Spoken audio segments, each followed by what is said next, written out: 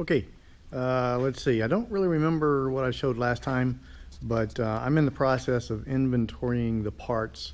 They arrived on in those boxes on the crate, and so I just started. You can see some of the various parts here, and I'm putting them over here on this shelf. There are the stabilator skins.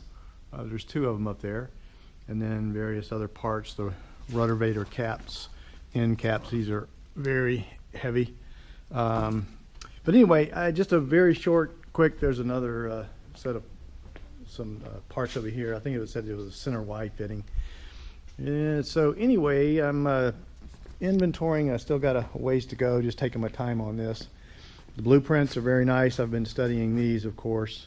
And then here's the inventory sheet. So anyway, I'll finish this up and probably get started here fairly soon. I'm a little nervous on making any kind of first cut or anything like that, but it's got to be done eventually.